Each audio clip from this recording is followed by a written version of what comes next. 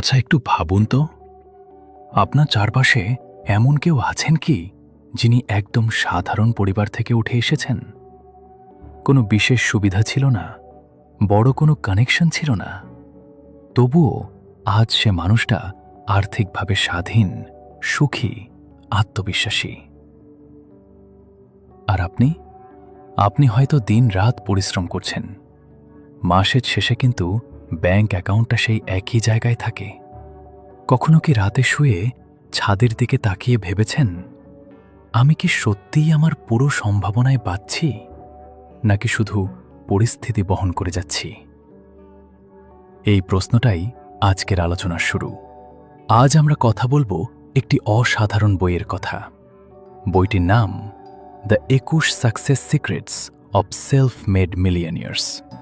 লিখেছেন বিশ্বখ্যাত লেখক ও মোটিভেশনাল স্পিকার ব্রায়ান ট্রেসি। এই বইটা কেন আপনার জন্য জরুরি? কারণ এখানে টাকা কামানোর কোনো শর্টকাট নেই। এখানে আছে সেই মানসিকতার রহস্য, যে মানসিকতা একজন সাধারণ মানুষকে অসাধারণ করে তোলে। এই বইটা বলে, সাফল্য ভাগ্যের দান নয়, সাফল্য প্রতিদিনের সঠিক সিদ্ধান্তের ফসল। চলুন শুরু করা যাক। ব্রায়ান ট্রেসি, এই নামটা পার্সোনাল ডেভেলপ দুনিয়ায় একটা কিংবদন্তি। কিন্তু শুনলে অবাক হবেন, তার শুরুটা মোটেই চকচকে ছিল না। ছোটবেলায় পরিবারে অভাব ছিল, লেখাপড়া বেশি দূর এগোয়নি, কারখানায় কাজ করেছেন, সেলসম্যান হিসেবে দরজায় দরজায় ঘুরেছেন, বারবার ব্যর্থ হয়েছেন। কিন্তু ব্রায়ান হাল ছাড়েননি। তিনি বরং একটা কাজ করলেন, সফল মানুষদের পড়তে লাগলেন, তাদের অভ্যাস খেয়াল করলেন, তাদের চিন্তা করার ধরন বোঝার চেষ্টা করলেন, আর তখনই একটা চমকপ্রদ সত্য আবিষ্কার করলেন। ধনী মানুষরা আলাদা জন্ম নেয় না, তারা আলাদাভাবে চিন্তা করে। এই আবিষ্কারই পরে রূপ নিল একটি বই হিসেবে। দুনিয়ার বিভিন্ন প্রান্তের সেলফ মেড মিলিয়নিয়ারদের সাফল্যের রহস্য একত্রিত করে ব্রায়ান লিখলেন এই বইটি। 21টি নীতি, যেগুলো সাধারণ মানুষকে অসাধারণ ফলাফলে পৌঁছে দেয়। আজ সেই 21টি রহস্যই আমরা একে একে বুঝব। Secret number 1, dream big dreams. বড় স্বপ্ন দেখো। একটা গল্প বলি। রাহুল একটা মিডল ক্লাস পরিবারের ছেলে। ভালো পড়াশোনা করেছে, একটা চাকরি পেয়েছে, বেতনও খারাপ না, কিন্তু মাস শেষে ব্যাংক অ্যাকাউন্ট সবসময় শূন্যের কাছাকাছি। একদিন তার একজন মেন্টর তাকে জিজ্ঞেস করলেন, তুমি কত টাকা কামাতে চাও? রাহুল জবাব দিল, যদি মাসে আরও 10-15 হাজার বাড়ে তাহলে জীবন সেটেল হয়ে যাবে। মেন্টর হাসলেন না, শান্তভাবে বললেন, তুমি নিজেই নিজের সীমা টেনে দিয়েছ। ব্রায়ান ট্রেসি বলেন, সেলফ মেড মিলিয়নিয়ারদের সবচেয়ে বড় বৈশিষ্ট্য হল তারা কল্পনার ওপর কোনো সীমা রাখে না। গরিব মানসিকতার মানুষ ভাবে এতটুকু হলেই চলবে। ধনী মানসিকতার মানুষ ভাবে আমি কতটা মূল্য তৈরি করতে পারি। আপনার মাথাকে যদি ব্যাস এতটুকুই হোক মোডে সেট করে দেন, তাহলে আপনার মস্তিষ্ক সেই মাপের সুযোগই খুঁজবে। কিন্তু আপনি যদি বড় লক্ষ্য দেন, মস্তিষ্ক অন্যভাবে কাজ শুরু করে। একটা সহজ কথা মনে রাখুন, যেদিকে দৃষ্টি সেদিকেই পথ তৈরি হয়।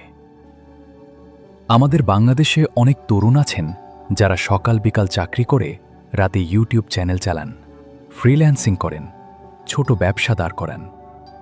তারা কিন্তু শুধু বেঁচে থাকতে চাইছেন না, তারা নিজেদের তৈরি করছেন। এটাই বড় স্বপ্ন দেখার শুরু। আজ থেকেই নিজেকে জিজ্ঞেস করুন, আমি সত্যি কতটা বড় হতে পারি। Secret number 2, clear goal set করো। শুধু স্বপ্ন দেখলেই হয় না, স্বপ্নকে কাগজে লিখতে হয়। ব্রায়ান ট্রেসি বলেন, যে মানুষ তার লক্ষ্য লিখে রাখে, সে লক্ষ্য না লেখা মানুষের তুলনায় 10 গুণ বেশি সম্ভাবনায় সেই লক্ষ্য পূরণ করে। কেন? কারণ যখন আপনি লক্ষ্য লেখেন, সেটা আর মাথার ভেতরের ঘোলাটে একটা ইচ্ছা থাকে না, সেটা হয়ে যায় একটা পরিষ্কার সংকল্প। লক্ষ্য নির্ধারণের জন্য একটা সহজ পদ্ধতি আছে। স্মার্ট গোল মানে লক্ষ্যটা হতে হবে নির্দিষ্ট, পরিমাপযোগ্য, অর্জনযোগ্য, বাস্তবসম্মত এবং সময়সীমার মধ্যে। আমি আরও ভালো করব, এটা লক্ষ্য না। আমি আগামী 6 মাসে ফ্রিল্যান্সিং থেকে মাসে 50,000 টাকা আয় করব, এটা একটা লক্ষ্য। বাংলাদেশে অনেক মানুষ অনেক কিছু চান, কিন্তু কখনো ডায়েরিতে লেখেন না। আজকে এই মুহূর্তে একটা কাজ করুন। একটা কাগজ নিন, আপনার পরের 1 বছরে কি চান সেটা লিখুন। তারপর সেটাকে ছোট ছোট ধাপে ভাঙুন। লক্ষ্য লেখার দিনটাই পরিবর্তনের শুরু। Secret number 3, take responsibility. দায়িত্ব নিজে নাও। ব্রায়ান ট্রেসি বলেন, এমন একটা কথা যেটা শুনতে একটু কড়া লাগতে পারে, কিন্তু এটাই সত্যি। আপনি যেখানে আছেন সেটা আপনার নিজের সিদ্ধান্তের ফলাফল। আমরা অনেক সময় বলি, পরিস্থিতি ভালো না, দেশে সুযোগ নেই, পরিচয় নেই, তাই এগোতে পারছি না। এই অভিযোগগুলো স্বাভাবিক, কিন্তু এগুলো আপনাকে এগিয়ে নিয়ে যায় না। সেলফ মেড মিলিয়নেয়াররা পরিস্থিতিকে দোষ দেন না। তারা বলেন, এই পরিস্থিতিতে আমি কি করতে পারি। একটা উদাহরণ দিই।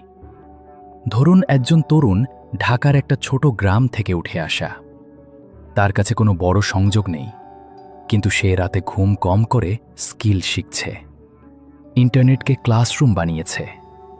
সে পরিস্থিতিকে অজুহাত না বানিয়ে সেটাকে চ্যালেঞ্জ হিসেবে নিয়েছে। এই মানসিকতার নামই আত্মদায়িত্ব। মনে রাখুন, আপনি পরিস্থিতির ফলাফল নন, আপনি আপনার সিদ্ধান্তের ফলাফল। সিক্রেট নাম্বার 4, নিজেকে নতুনভাবে চেনো। এটা হয়তো এই বইয়ের সবচেয়ে গভীর কথাগুলোর একটা। ব্রায়ান বলেন, যতদিন আপনি নিজেকে মিডল ক্লাস, সাধারণ, গড়পড়তা বলে পরিচয় দেবেন, আপনার মস্তিষ্ক সেই পরিচয় অনুযায়ী সিদ্ধান্ত নেবে। এটা কোনো আধ্যাত্মিক কথা না, এটা মনোবিজ্ঞান। আমাদের মস্তিষ্ক সব সময় সেই কাজ করে যেটা আমাদের পরিচয়ের সাথে মেলে। যদি আমি মনে করি আমি গরিব মানুষ, তাহলে মস্তিষ্ক স্বয়ংক্রিয়ভাবে এমন সিদ্ধান্ত নেয় যেগুলো গরিব থাকার সাথে সামঞ্জস্যপূর্ণ। কিন্তু যেদিন আপনি বললেন, আমি একজন সফল উদ্যোক্তা হওয়ার পথে আছি, সেদিন থেকে আপনার আচরণ বদলাতে শুরু করে। বাংলাদেশে একটা প্রবণতা আছে, নিজের সাফল্যের সম্ভাবনাকে ছোট করে দেখা। আমাদের মতো মানুষের কি হবে, এই ভাবনাটাই সবচেয়ে বড় বাধা। আপনার আইডেন্টিটি বদলান, ফলাফল বদলে যাবে। Value your time. Secret number 5, সময়ের মূল্য বোঝো। ব্রায়ান ট্রেসি বলেন, এমন একটা কথা যেটা একটু থামিয়ে দেয়। যে মানুষ অ্যালার্মের ভয়ে ওঠে, সে সময়ের দাস। যে মানুষ নিজের লক্ষ্যের টানে ওঠে, সে সময়ের মালিক। সেলফ মেড মিলিয়নিয়ারদের সবচেয়ে বড় পার্থক্য কি জানেন? তারা টাকার চেয়ে সময়কে বেশি মূল্যবান মনে করেন। কারণ টাকা হারালে ফেরত আনা যায়, সময় হারালে ফেরত আসে না। তারা প্রতিটা ঘণ্টাকে বিনিয়োগ হিসেবে দেখেন। সোশ্যাল মিডিয়ায় নিরুদ্দেশ বিচরণ নয়, টিভির সামনে ঘণ্টার পর ঘণ্টা নয়, বরং প্রতিটা ঘণ্টায় শেখা, বাড়া এবং এগিয়ে যাওয়া।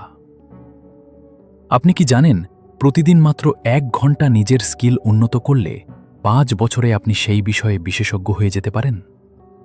মাত্র 1টা ঘণ্টা, যেটা এখন হয়তো স্ক্রোলিংয়ে যাচ্ছে।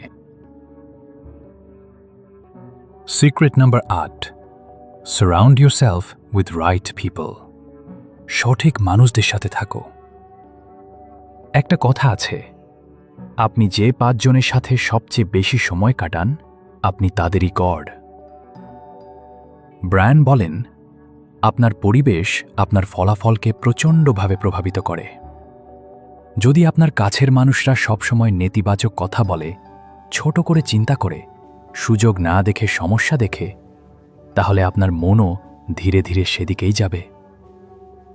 আর যদি আপনার পরিবেশে এমন মানুষ থাকেন যারা স্বপ্ন দেখেন, শেখেন, পরিশ্রম করেন, তাহলে আপনিও তাদের মতোই হয়ে উঠবেন। এর মানে এই না যে পুরনো বন্ধুদের ছেড়ে দিন।